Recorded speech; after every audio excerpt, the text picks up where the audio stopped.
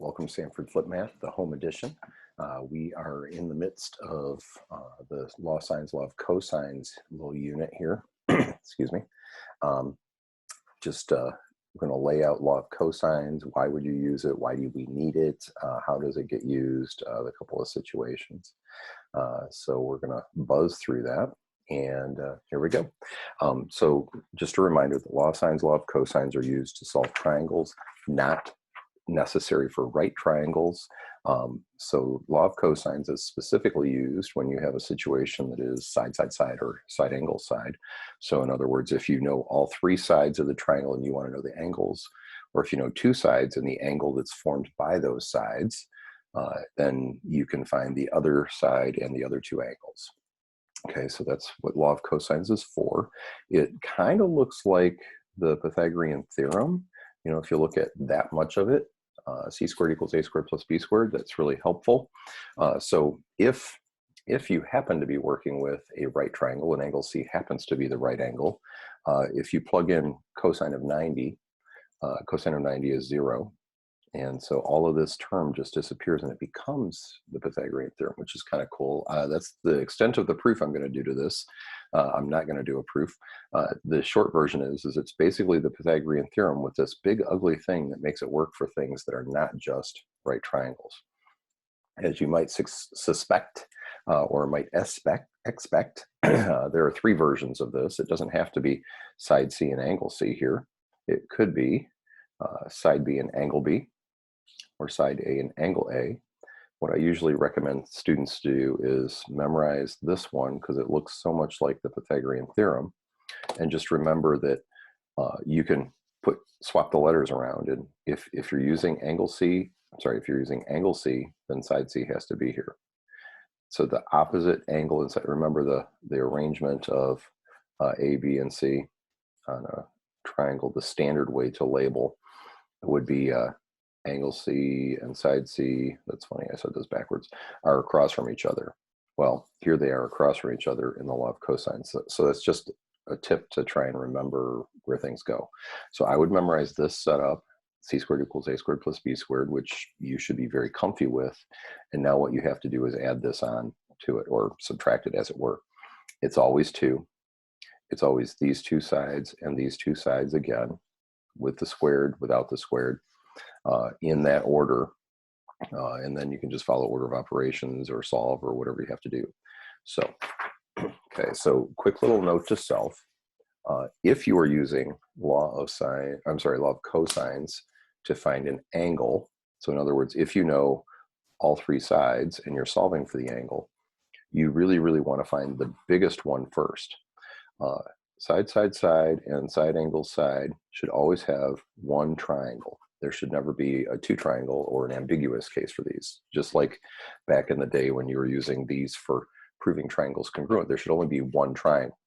And law of sines will find that one triangle if you find the biggest angle first.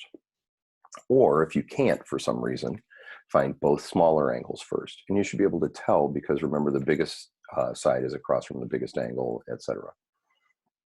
Okay, all right, so that's to get us going. We're going to do just 2 examples, and here we go. So what do we have here? Well, let's do a little sketcherino here.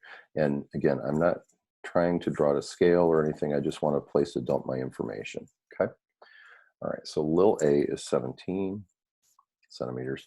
Little c is 10 centimeters, and little b, big B. Oh man, coffee sounds good right now. Always. So notice that the side and the side make this angle. This angle's between them. So this is a side angle side arrangement of information. So this is law of cosines. And even if you tried to do law of sines, okay, a little side note to self. If I tried to do sine of angle A over side A, okay, I don't have side, I have angle, okay, I'm talking backwards. I have side A, but I don't have angle A. Or if I tried to do sine of B, oh dang, I don't have side B. So you don't have any opposites. You don't have an A and an A, or a B and a B, or a C and a C. So that's not going to work for law of sines. It's not going to be helpful. With law of sines, you need an A and an A, or a B and a B, something like that. Okay, so law of cosine is pretty easy peasy to use. Okay, here's the angle I have. So on the end, I'm going to have cosine 78 degrees. Now let's see if I gave myself enough space. On the other end, I'm going to have side B, which I don't know. Okay, and that's what I'm going to find out. So a squared. So this is just the other two sides squared minus 2 times the other two sides times the cosine of 78. Now, the awesome thing about this is we don't have to solve for anything. It's already solved for, well, virtually solved for. Okay, so all I'm going to do is some typing. Now, the other bonus here is your calculator knows the order of operations. So that is wonderful. Yes, I need to charge this. Do I have a charger at home? That is a great question. Degrees, okay, so we're good. And I'm just going to type in what I see here. So 17 squared plus 10 squared minus 2 times cosine of 78. Cool, 318, 31 something. So 318, 310, blah, blah, blah. Okay, so I'm going to be, sorry, it keeps going in and out. I was trying to decide what to focus on. So I need to do the square root of that. So square root of that guy, 17,841, and we said these were centimeters. And there you go.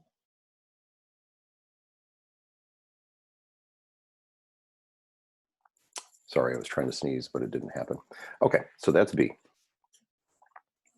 Okay, so B, 17.841. Okay, so I still need to find angle A and angle C. Now these, you can use law of sines to get. Law of sines is a little bit easier to work with to solve for an angle. Now, note to self, I am going to find either the biggest angle or the two smallest angles first. So the problem is that when I do inverse, if I have to do inverse sine, I never know if it's that quadrant 1 or quadrant 2 angle. So the safe thing to do is always do both small ones, which would have to be quadrant 1 angles. Or if I do the big one using cosine, cosine will find a quadrant 2 angle directly when I do inverse.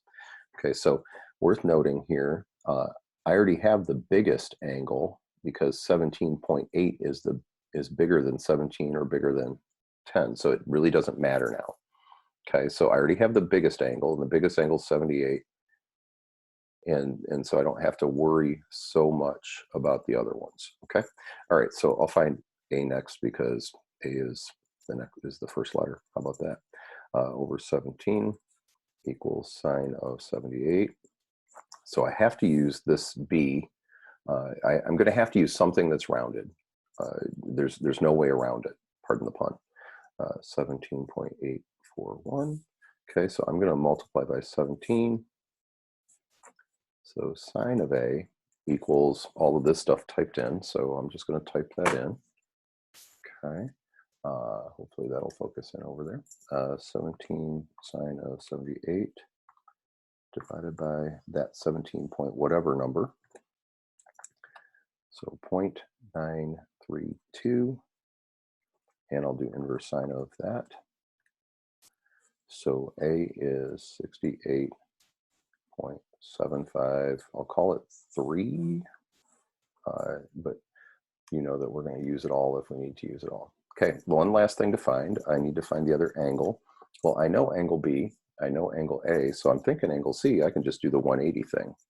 Okay, so angle C will be 180 minus the 78, which was angle B, plus, sorry, I'm almost off screen, the 68, which I just found. Okay, so I'm just going to do this angle plus, and 78. And I'll do 180 minus that. So 33,247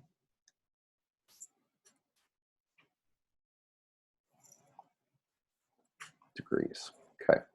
Well, we really should do one more example, and that's if we have all 3 sides and we have to find an angle. Okay, so I don't know if I can get most of this on screen. Okay, I have, oh yeah, that's all of it, sweet. All right, so do your screenshot, do your photo, there you go. Okay, we're moving. All right, so one more example and then we're out, okay? So this time we're starting with all three sides. So this is the SSS. Now again, if I was thinking law of sines, I'd have to do sine of A over A. Well, I don't have an angle A.